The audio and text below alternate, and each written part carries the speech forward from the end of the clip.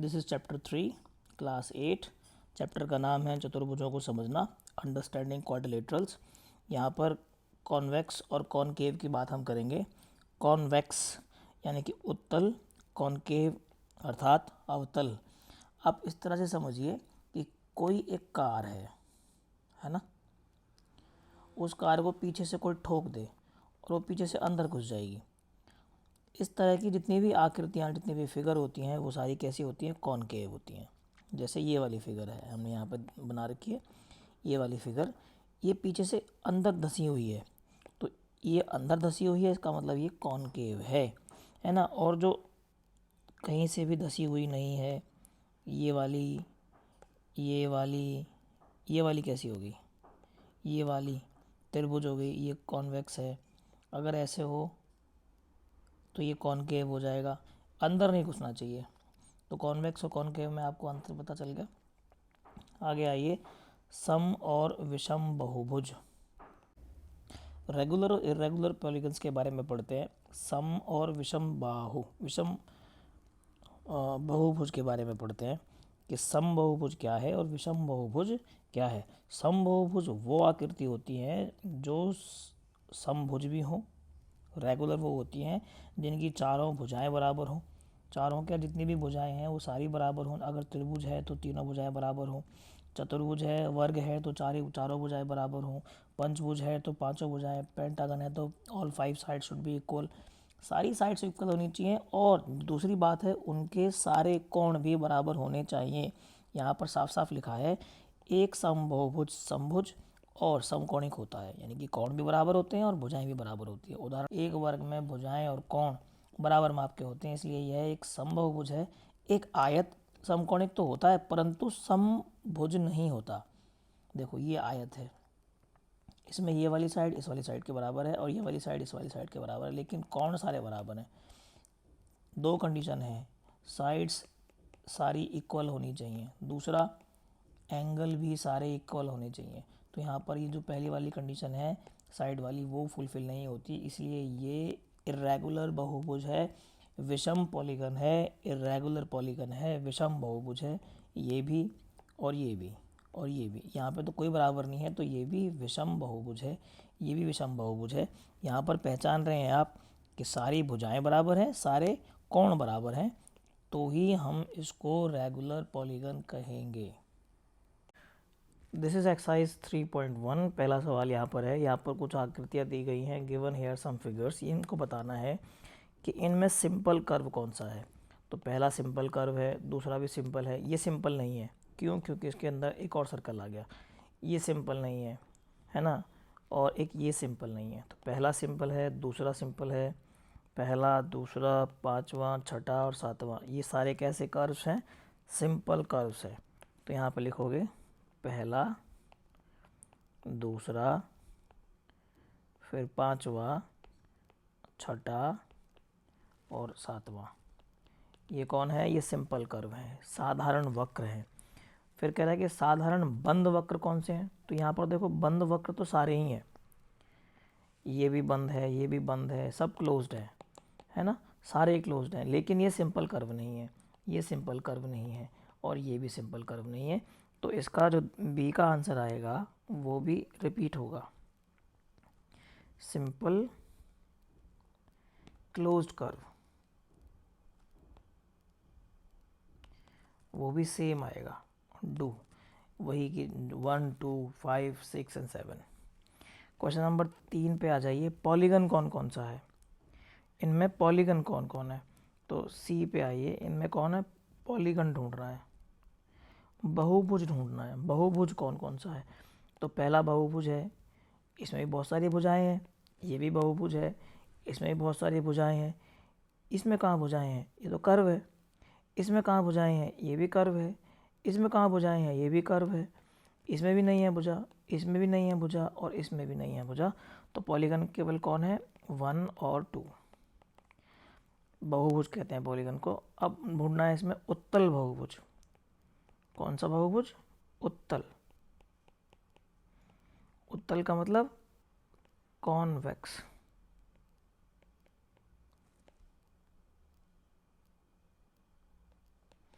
Convex polygon कौन सा होगा? जो अंदर की तरफ घुसा नहीं होगा। तो केवल ये है एक पॉलीगन जो अंदर की तरफ घुसा नहीं हुआ है, और वो कौन सा है? उसे हम कहेंगे कॉन्वेक्स। और अगर हम बात करेंगे कॉनकेव की, क्योंकि अगला कॉनकेव है, कॉनकेव पॉलीगन कौन सा होगा? जो अंदर की तरफ घुसा हुआ होगा, और वो होगा पहला। That's it. इसका क्वेश्चन नंबर 2 ये कहता है कि what is a regular polygon. पहले तो आपको बताना है कि रेगुलर पॉलीगन क्या है, और फिर आपको नाम बताना है कि वो पॉलीगन जिसमें 3 साइड हो और वो रेगुलर हो तो उसका नाम क्या होगा। 4 साइड वाले का रेगुलर पॉलीगन का नाम क्या होगा। 6 साइड्स जिसमें 6 भुजाएं हो उस समबहुभुज का नाम क्या होगा, है ना। ये सारी बातें बतानी है। तो थ्री साइड, 3 साइड होती है वो त्रिभुज होती है, और त्रिभुज होती है तो, और उसकी तीनों साइड बराबर हैं और तीनों एंगल बराबर हैं, तो वो क्या हो जाएगा? सम इक्विलेटरल ट्राइंगल। इक्विलेटरल ट्राइंगल, और इसको हिंदी में क्या कहते हैं? समबाहु त्रिभुज। जिसकी 4 साइड होती हैं उसे कहते हैं वर्ग, और अंग्रेजी में कहते हैं स्क्वायर। 6 साइड वाले को कहते हैं रेगुलर हेक्सागन,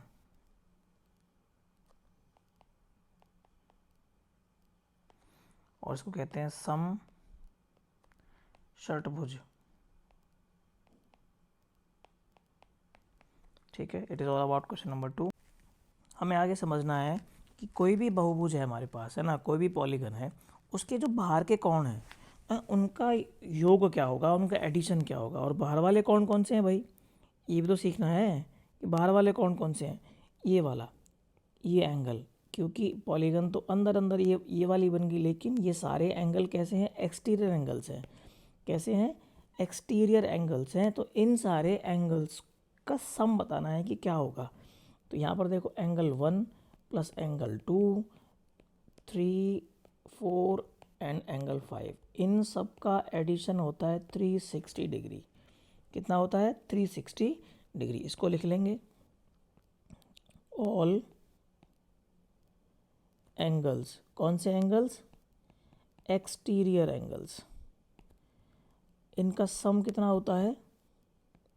सम होता है angle 1, 2, 3, 4 and 5 is equal to 360 degree. कितना होता है? 360 डिग्री। अब एक एग्जांपल करते हैं। देखिए, एक एग्जांपल करते हैं। यहाँ पर एक सवाल कहता है कि find the measure of x. इसका माप बताना है कि इसका माप क्या होगा, इस एंगल का माप क्या होगा, जबकि आपको ये वाला एंगल दे रखा है, ये वाला एंगल दे रखा है, ये वाला एंगल दे रखा है, और ये वाला दे रखा है। तो इसमें एंगल है कितने? एंगल है इसमें 4। तो आप करोगे क्या? x प्लस 90 प्लस 50 प्लस 110, इन सबको जोड़ के किसके इक्वल करोगे? 360 के। तो 90 प्लस 50 प्लस 110, ये आएगा 250 के बराबर। x को लेफ्ट हैंड साइड में ही छोड़ देंगे, 250 को इधर ले जाएंगे, और 360 में से जब 250 माइनस करेंगे तो 110 आएगा। इसका मतलब हुआ x का मान 110 डिग्री आ गया। ठीक है, बड़े आसान आसान से एग्जाम्पल्स हैं। सवाल कहता है कि find the number of sides of a regular polygon whose each exterior angle has a measure of 45 degree. एक समबाहुभुज की भुजाओं की संख्या बताइए। एक समबाहुभुज है, उसमें भुजाएं कितनी हैं अगर हर एक कोण उसका 45 डिग्री का हो जाए, ये बताना है। तो क्या करोगे? मान लो उसमें total measure of all exterior angles कितना होता है? 360 डिग्री, तो पता ही है हमें। और एक एंगल का कितना है? 45, और सारे एंगल बराबर हैं। तो क्या हो जाएगा? जब 360 को 45 से डिवाइड करोगे तो क्या आएगा? 8। और उस पॉलीगन में कितनी साइड्स हो जाएंगी? 8 साइड्स हो जाएंगी। और यही चीज़ इसको हिंदी में यहाँ समझाइए। एक्सरसाइज 3.2, इसका सोल्यूशन देखो। क्वेश्चन करना है हमें, और हमें x का मान बताना है। इसमें ये 3 एंगल्स हैं, ये एक्सटीरियर एंगल है किसी भी पॉलीगन के, तो हमें इस तीनों एक्सटीरियर एंगल्स का सम निकालना है, और वो सम इक्वल होता है 360 डिग्रीज के बराबर। यहाँ से x डिग्री प्लस यहाँ से 125 डिग्री प्लस यहाँ से 125 डिग्री और ये बराबर होगा 360 डिग्री के। तो यहाँ से x जो होगा वो 125 जमा 125 कितना हो जाएगा 250 और यहाँ कितना आ जाएगा 360 डिग्री। तो x जो आएगा वो कितनी डिग्री का आएगा 360 में से अभी माइनस किया था हमने 250, तो वहाँ से आंसर आया था 110 डिग्री। तो x का मान कितना आ गया 110 डिग्री। इसका जो बी क्वेश्चन है यहाँ पर ये 60 डिग्री है, यहाँ पर ये 90 डिग्री है। जहाँ पर भी ये बिल्कुल ऐसे बना होगा वो 90 डिग्री का एंगल होता है, ये भी 90 डिग्री का एंगल है, यहाँ पर 70 का है, यहाँ पर x का है। इन सबको जोड़ेंगे तो यहाँ से अगर स्टार्ट करें x से तो x फिर यहाँ पर आएंगे 90 फिर 60 फिर अगेन 90 फिर 70 और it should be equal to 360 degrees. तो इनको जब जोड़ेंगे x प्लस 150 और ये हो गया 160 और यहाँ आ गया 360, 150 और 160 हो गया 310 और ये आ गया भाई 360। x का मान बच्चों 360 में से माइनस कर दोगे 310 को तो यहाँ पर आएगा 50 डिग्री। तो x का मान कितना आ गया 50 डिग्रीज। क्वेश्चन नंबर 2 पे आ जाइए। यहाँ पर कहता है कि find the measure of each exterior angle of a regular polygon of 9 sides. तो ये तो बहुत ही आसान सवाल है। साइड कितनी है, साइड्स कितनी है पॉलीगन में 9 साइड्स हैं, है ना। और उसका सम ऑफ ऑल एक्सटीरियर एंगल्स कितना होता है 360 डिग्री। बस करना क्या है साइड से डिवाइड कर देंगे एंगल्स के सम को। तो यहाँ पर क्या आ जाएगा मेजर आ जाएगा, माप आ जाएगा, क्या आ जाएगा माप आ जाएगा। तो वो क्या हो जाएगा 360 डिग्री बटे 9 और यहाँ पर आ गया 40 डिग्रीज। तो 9 साइड का वो पॉलीगन वो बहुभुज जिसमें प्रत्येक बाह्य कोण 40 डिग्रीज का होगा वो 9 साइड वाला होगा।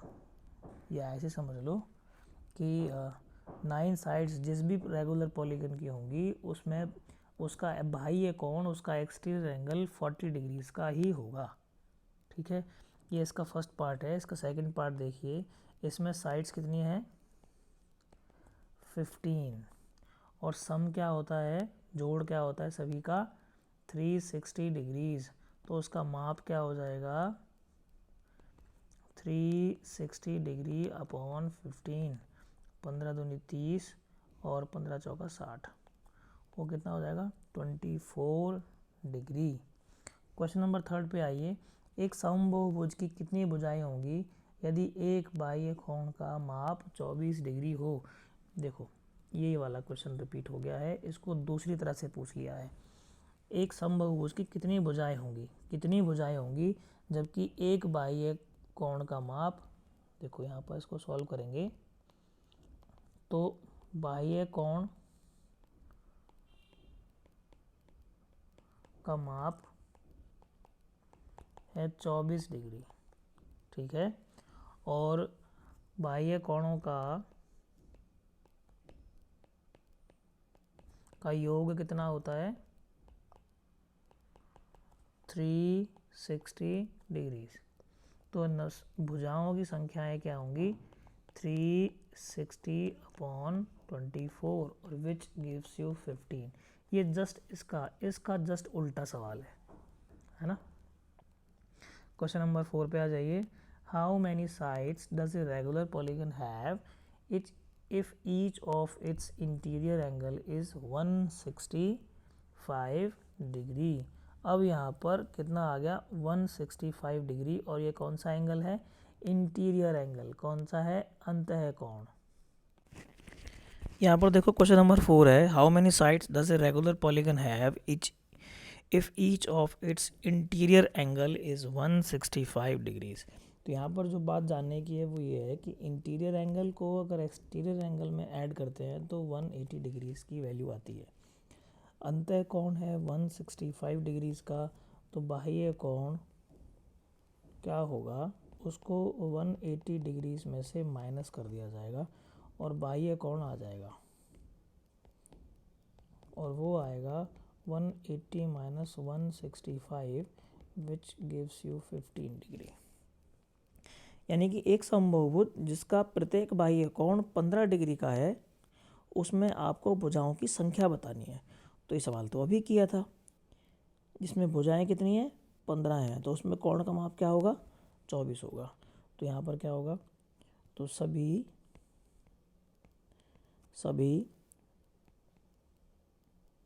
बाह्य कोणों का योग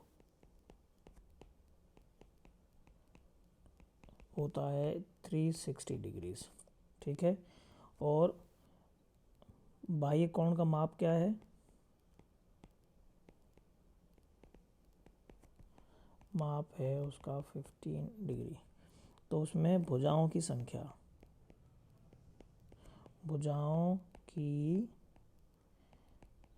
हो जाएगी 360 डिग्री अपॉन 15, और ये आएगा 24 डिग्री। क्वेश्चन नंबर 5 में आपको बताना है कि क्या ये संभव है, कोई समबाहुभुज है और उसका प्रत्येक बाह्य कोण 22 डिग्री का हो, है ना, ये बताना है। बाह्य कोण कितने डिग्री का हो, 22 डिग्री का हो। अब देखो, क्या जब हम भुजाएं निकालते हैं तो सारे एंगल्स के सम को बाह्य कोण के माप से डिवाइड करते हैं, लेकिन 22 जो है वो इसका परफेक्ट, इसको डिवाइड नहीं करता पूरा पूरा। अगर पूरा पूरा डिवाइड नहीं करता, इसका मतलब ये है कि ये जब ये डिवाइड होके आएगा, मान लो 5 आया तो 5 भुजाएं हैं, मान लो 6 आया तो 6 भुजाएं हैं। अगर ये मान लो आया 6.25, इसका मतलब क्या होगा कि उसमें 6.2 भुजाएं आएंगी। यानी कि ये परफेक्ट नंबर आना चाहिए, यहाँ पर पॉइंट और जैसे क्या डेढ़ भी नहीं आना चाहिए।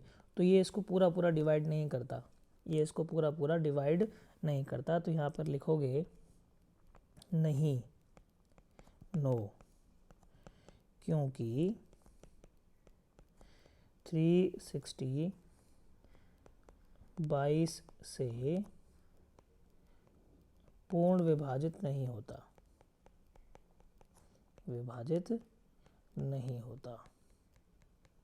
ठीक है, because 360 is not perfect divisible by 22। ठीक है, अब ये देखो, क्या यह किसी समबाहुभुज का अंतः कोण हो सकता है क्या, अंतः कोण हो सकता है क्या। अगर अंतः कोण होगा तो आपको बताया था मैंने थोड़ी देर पहले कि अंतः कोण यानी कि interior angle plus exterior angle, इनको जोड़ के आता है 180।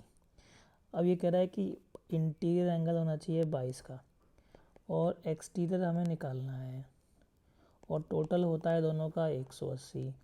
तो एक्सटीरियर क्या होगा, 180 में से 22 को घटाया जाएगा, 158।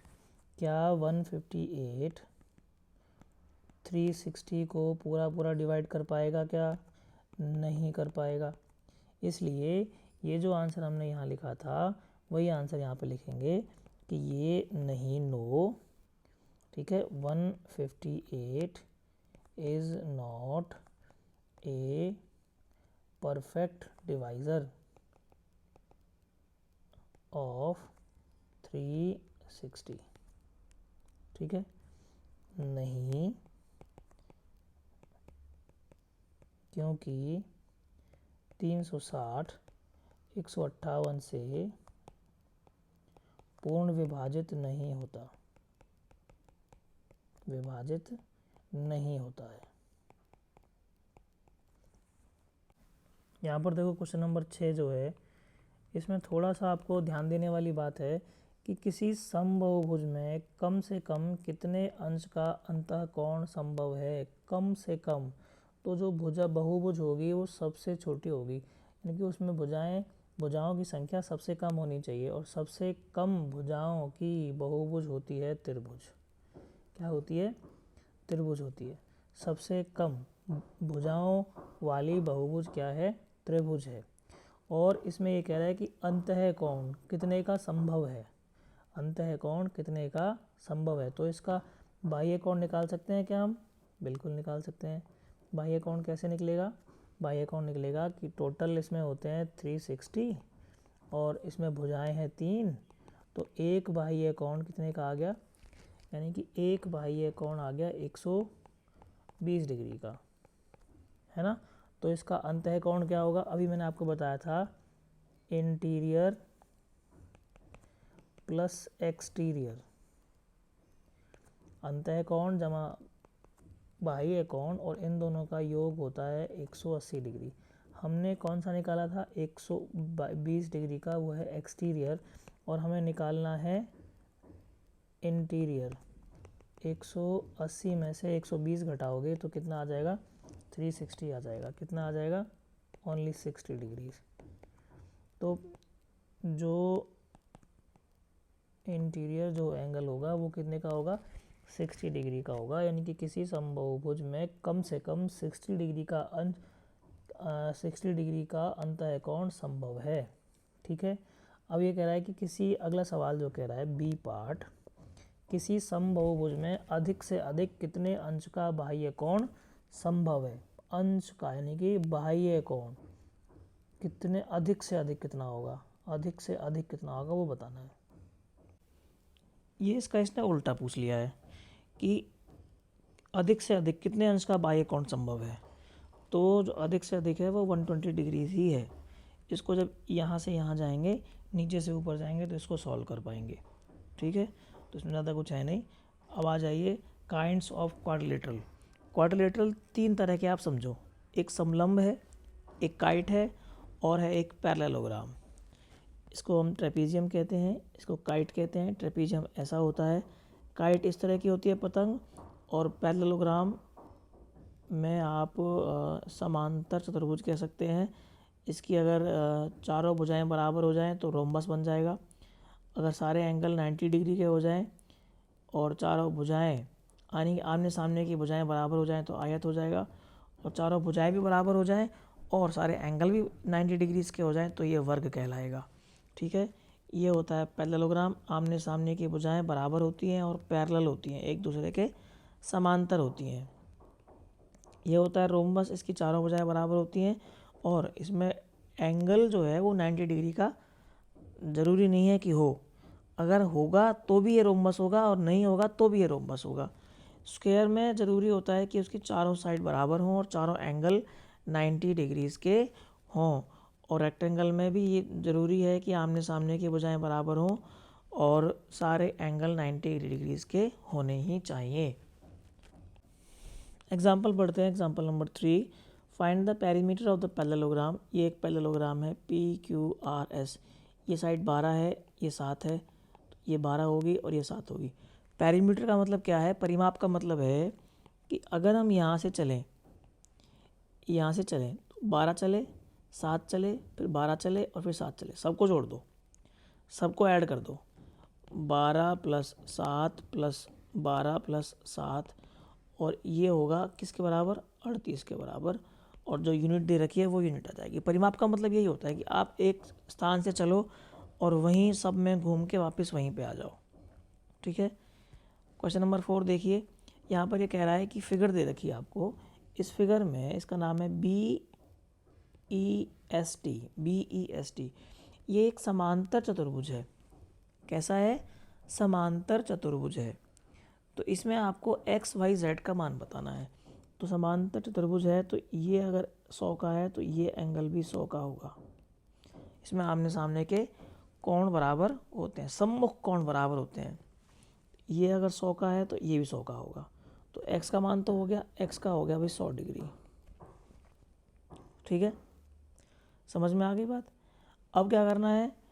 ये z है और ये y है ना। ये अगर 100 का है तो ये भी 100 का होगा। तो y का मान पता चल गया कितना? 100 डिग्री। ये ऐसे समझो कि दो पैरेलल लाइंस हैं, एक उसको लाइन प्रतिच्छेद करती है। ये अगर 100 का है तो ये एंगल भी 100 का होगा, ठीक है।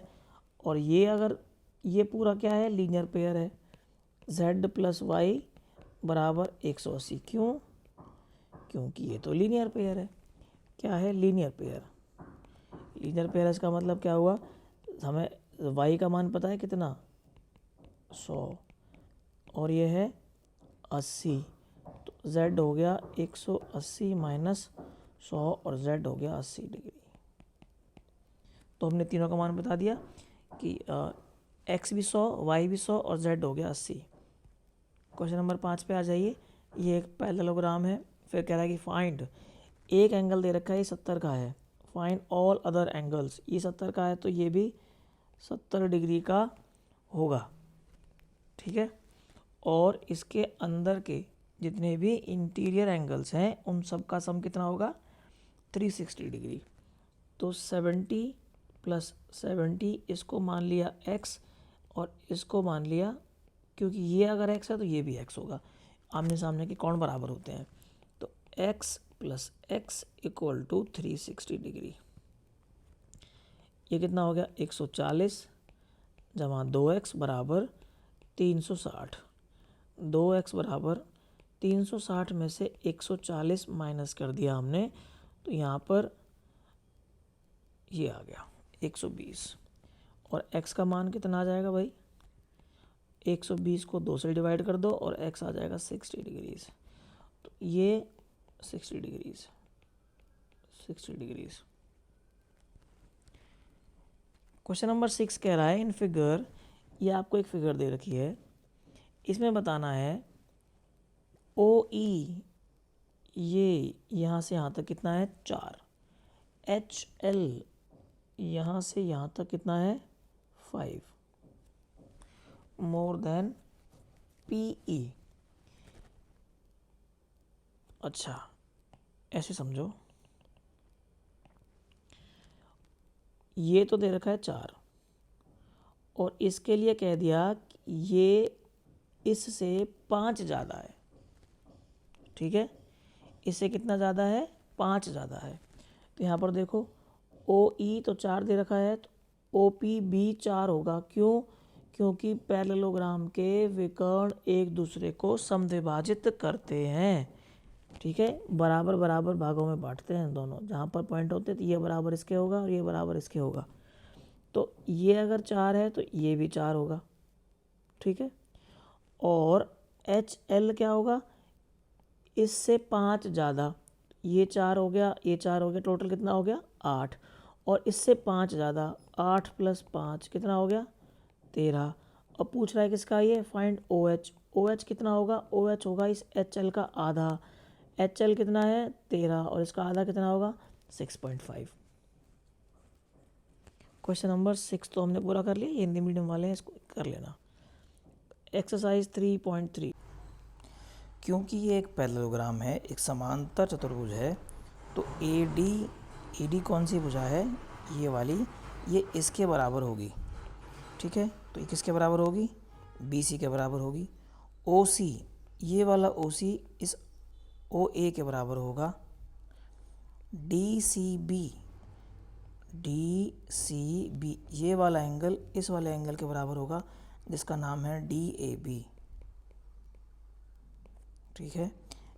Measure of angle D A B plus C D A B और सी डी ए, इन दोनों एंगल का सम, ये वाला एंगल और ये वाला एंगल, इनका सम कितना होगा 180 डिग्री होगा, ठीक है। क्वेश्चन नंबर 2, इसका जो पहला सवाल है, ये अगर 100 डिग्री का है तो ये वाला भी 100 डिग्री का होगा, ठीक है।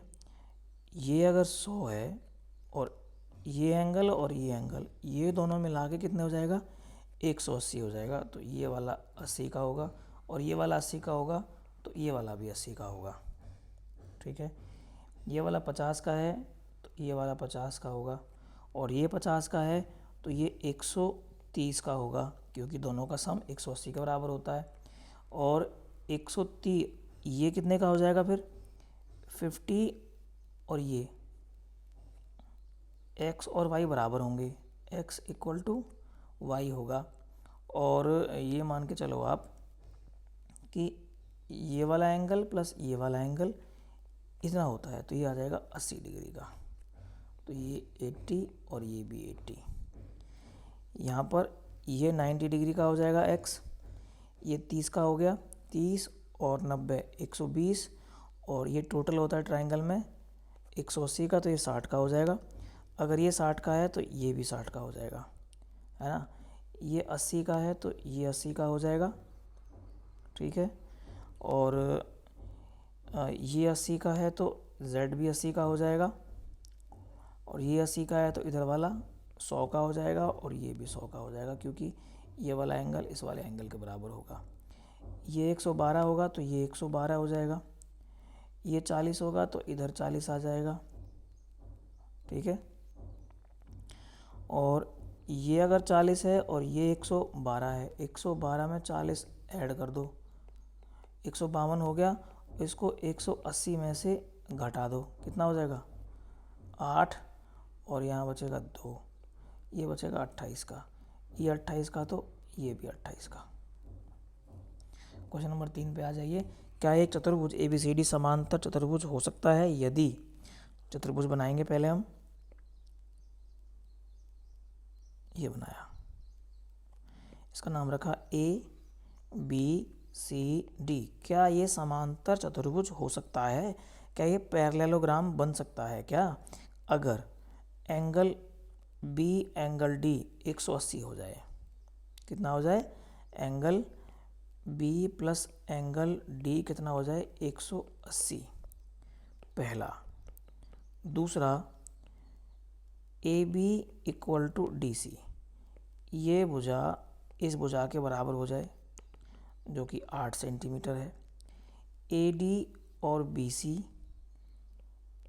AD 4 सेंटीमीटर हो जाए और BC 4.4 सेंटीमीटर हो जाए। तो ये तो यहीं से कैंसिल हो जाएगा, क्योंकि AD BC के बराबर होना चाहिए, AB DC के बराबर होना चाहिए। तो यहाँ पर तो ये वाली कंडीशन ख़त्म हो जाती है, इसलिए इसको हम कहेंगे। अच्छा, ये सेकंड वाला हमने कर दिया। ये तो भाई ये वाला भी नहीं बन सकता। आमने सामने के एंगल जो हैं वो एक कैसे होते हैं? इक्वल होते हैं। तो फर्स्ट में भी नहीं बन सकता, सेकंड में इसलिए नहीं बन सकता क्योंकि ये दो भुजाएं बराबर नहीं है।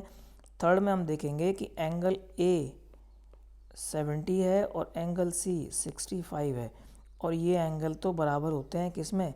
पैरेललोग्राम में। तो इसलिए C में भी एक ABCD जो समांतर चतुर्भुज दे रखा है वो समांतर चतुर्भुज बनेगा, नहीं बनेगा। क्वेश्चन नंबर 4 पे आ जाइए। एक चतुर्भुज की कच्ची रफ आकृति बनानी है जो समांतर चतुर्भुज न हो, परंतु जिसके दो सम्मुख कोण के माप बराबर हों। देखो, ये तो बन जाएगा। ये चतुर्भुज बनाना है एक, है ना, जो समांतर चतुर्भुज ना हो परंतु जिसके दो सम्मुख कोणों के माप बराबर हों। ये देखो,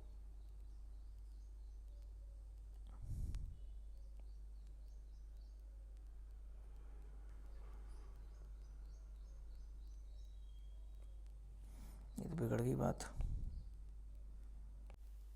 इसका सटीक उदाहरण होगा काइट, एक पतंग जो कि चतुर्भुज तो है लेकिन समांतर चतुर्भुज नहीं है, और उसके सम्मुख कोणों का योग बराबर होता है, ठीक है।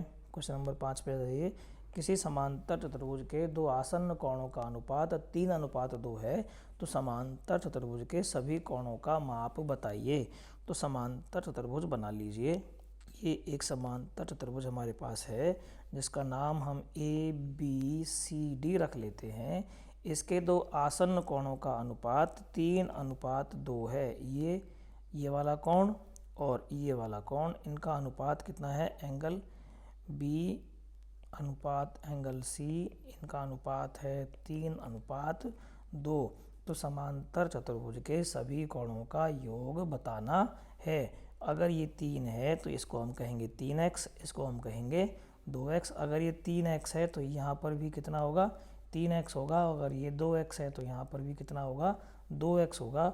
अब हम इन सभी को जोड़ देंगे तो 3x plus 2x 3x 2x equal to 360 degree, 3 और 3 6 और 4 10, 10x हो गया और यहाँ आ गया 360, x आ गया 36, x का मान कितना आ गया 36 आ गया।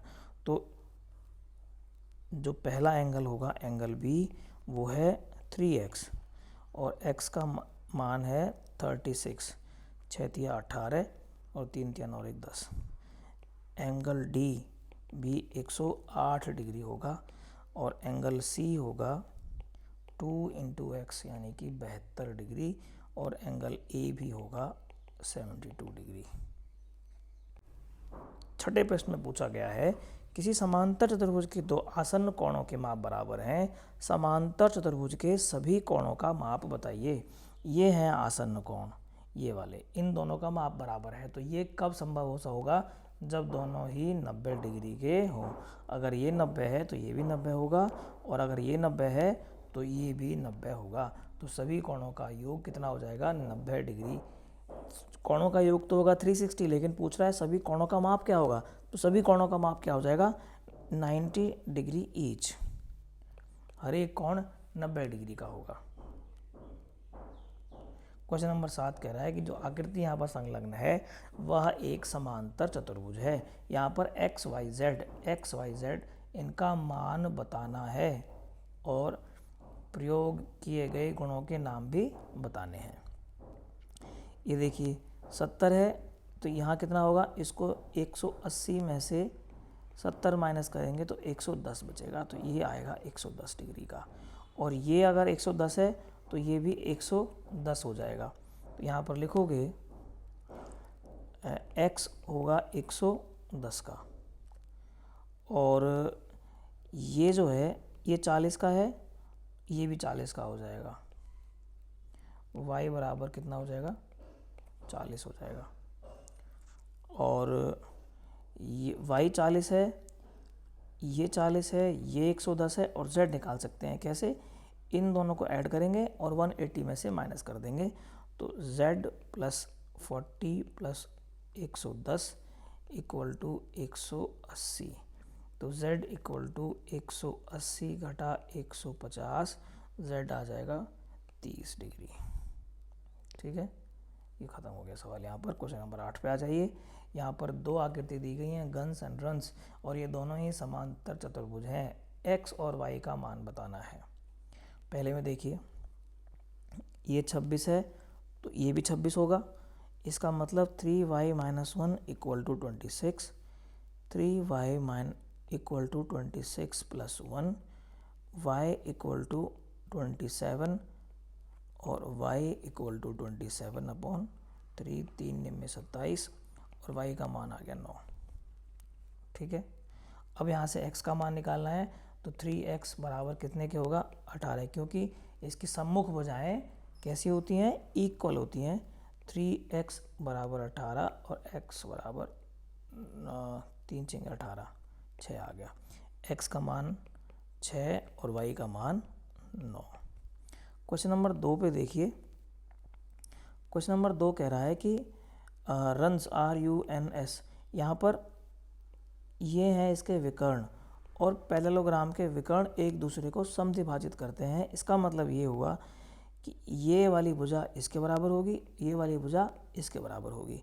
तो यहाँ से आप लिखेंगे y प्लस 7 20 के बराबर, y बराबर 13, x प्लस वाई 16 के बराबर और y का मान है 13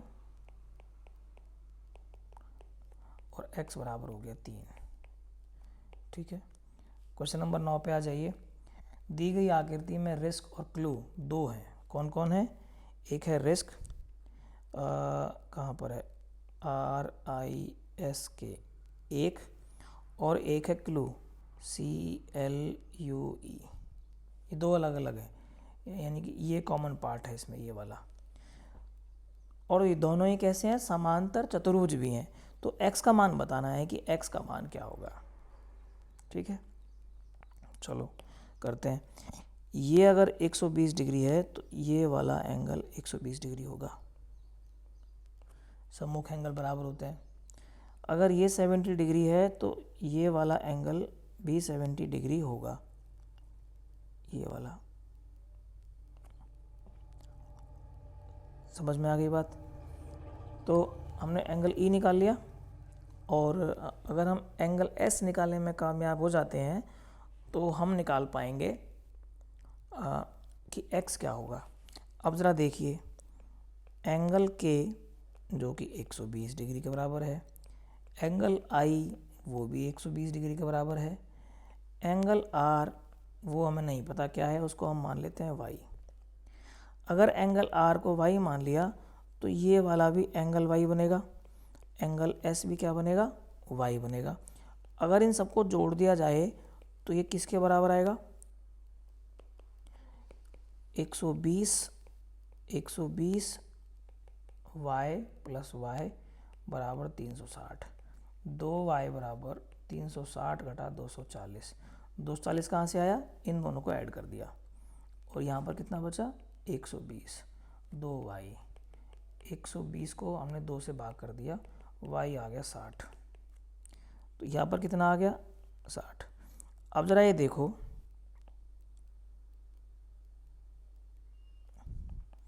ई एस और यहाँ पर है x, ये है 70, ये है 60, तो x कितने का होगा, 70 प्लस 60 प्लस x बराबर 180, x बराबर 180 घटा 130, ये आया इनको जोड़ने के बाद, और यहाँ पर आ गया 50 डिग्री। x का मान कितना आ गया, 50 डिग्रीज। क्वेश्चन नंबर 10वें पे आ जाइए। बताइए कैसे ये एक आकृति समलंब है, इसकी कौन सी दो भुजाएं समांतर हैं। ये और ये भुजा तो इसकी समांतर है, एन एम पैरेलल है के एल के, ठीक है, और बस ये दो भुजाएं समांतर हैं और अगली दो भुजाएं समांतर नहीं है, और इसके दो संलग्न कोणों का जोड़ 180 डिग्री है। तो angle M plus angle L equal to 180 degree है, ठीक है। क्योंकि ए बी पैरेलल दिया है डी सी के, और क्योंकि ये एक समलंब चतुर्भुज है, इसलिए इसके दो संलग्न कोणों का जोड़ 180 डिग्री होगा। Angle B plus angle C 180 degree के बराबर होगा, और एंगल बी का मान है 120, तो एंगल सी को हम बहुत आसानी से निकाल सकते हैं।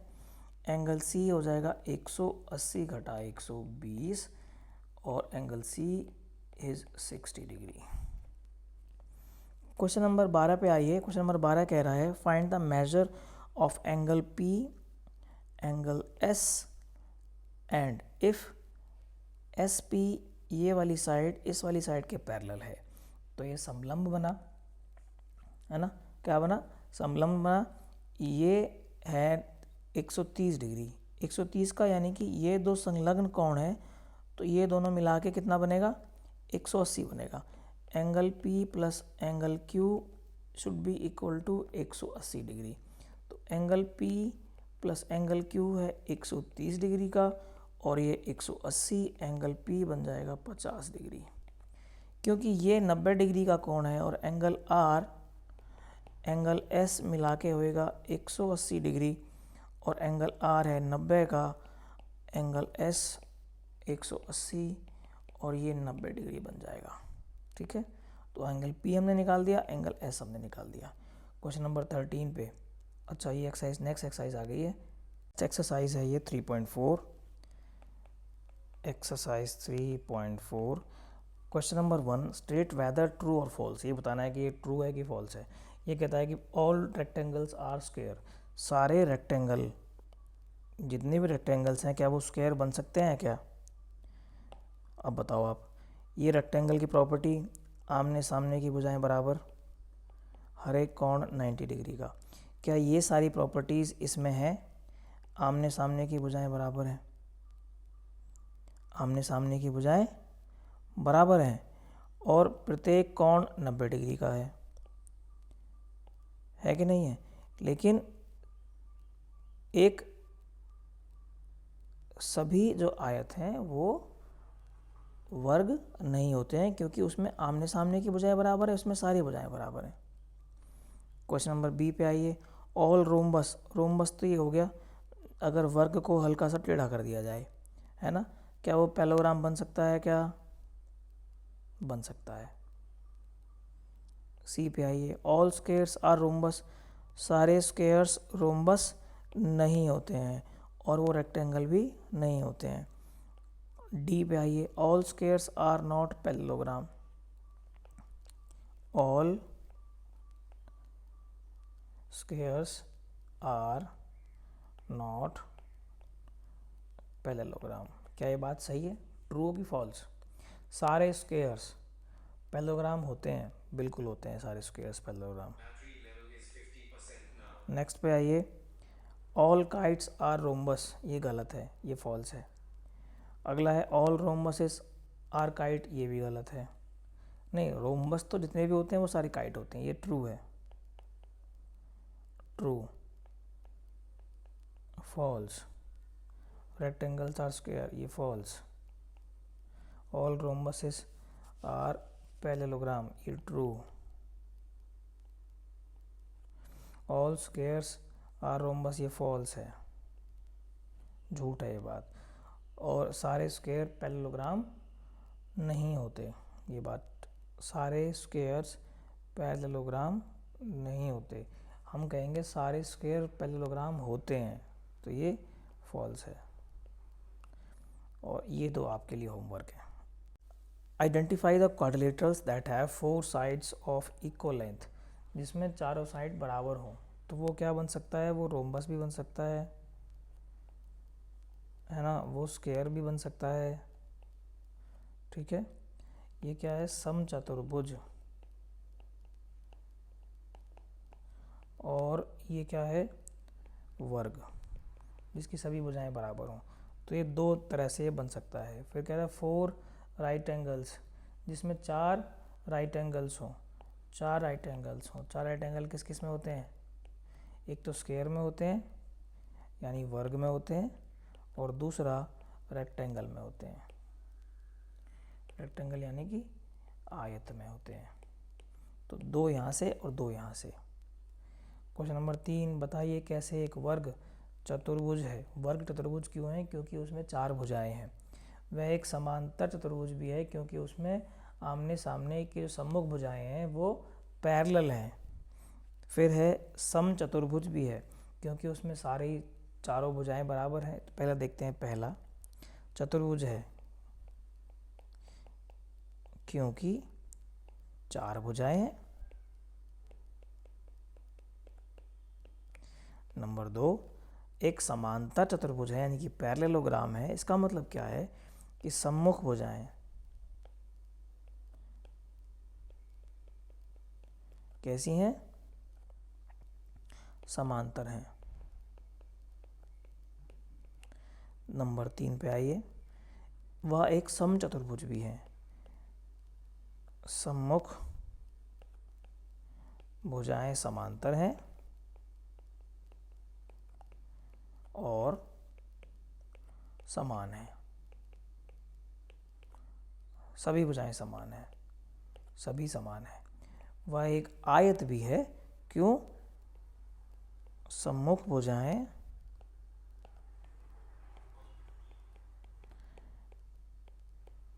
समान एवं समांतर हैं।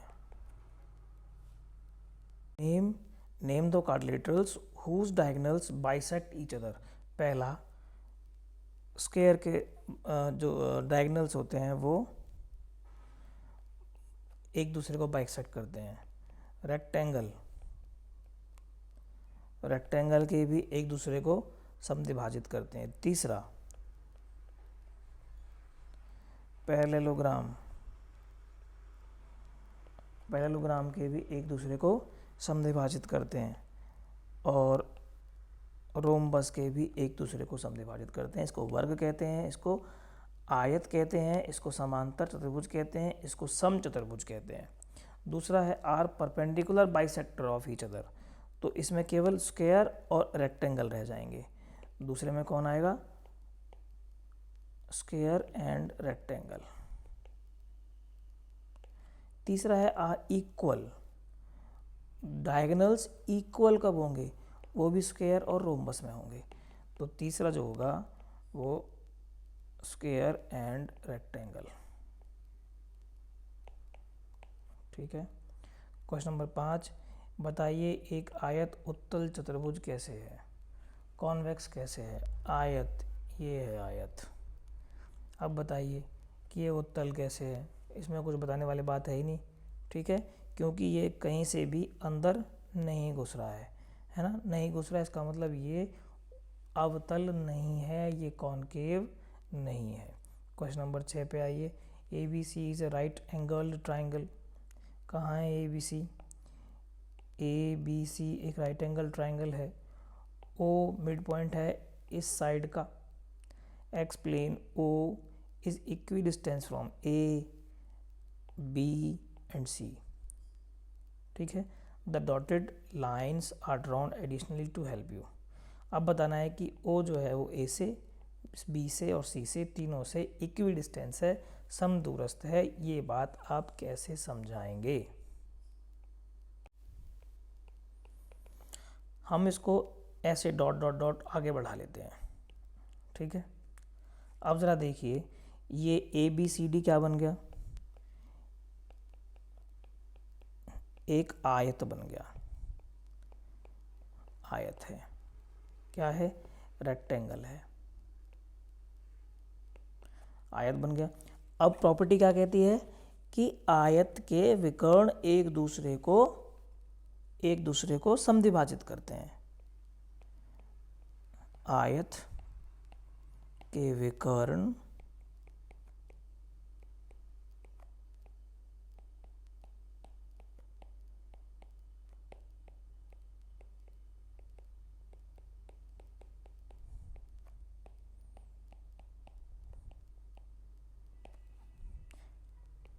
इसलिए क्या होगा?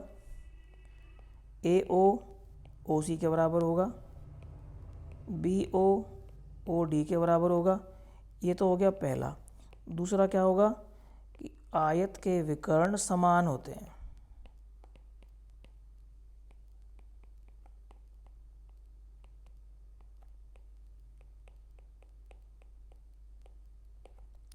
इसका मतलब क्या हुआ? ए सी बराबर बी डी होगा। और इक्वेशन 1 और इक्वेशन 2 यहाँ से आप कह सकते हो कि O A equal to O B equal to O C. Hence proved. तो हमने क्या सीखा? एक पैरेललोग्राम है ना, जो अपोजिट साइड पैरेलल होती हैं और इक्वल भी होती हैं। Opposite sides are equal, opposites angles are equal, diagonal bisect one another, है ना। हिंदी में जब पढ़ेंगे तो सम्मुख भुजाएं बराबर होती हैं, सम्मुख कोण बराबर होते हैं और विकर्ण एक दूसरे को समद्विभाजित करते हैं। दूसरा हम पढ़ेंगे रोम्बस। रोम्बस क्या है? इसकी चारों भुजाएं बराबर हैं, बाकी प्रॉपर्टी इसकी पैरेललोग्राम वाली हैं। All properties of parallelogram and diagonals are perpendicular to each other. समांतर चतुर्भुज के सभी गुण होते हैं और परस्पर ये लंब होते हैं, परपेंडिकुलर टू ईच अदर होते हैं।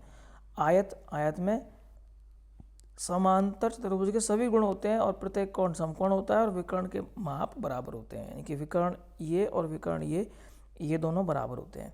वर्ग में भी समांतर चतुर्भुज की सभी प्रॉपर्टी, समचतुर्भुज की प्रॉपर्टी, आयत की सभी प्रॉपर्टी, इनके गुण होते हैं। ठीक है, इन तीनों के गुण इसमें होते हैं। और पतंग विकर्ण एक दूसरे पर लंब होते हैं, एक विकर्ण दूसरे विकर्ण को समद्विभाजित करता है। ठीक है, ये पतंग के बारे में हो गया।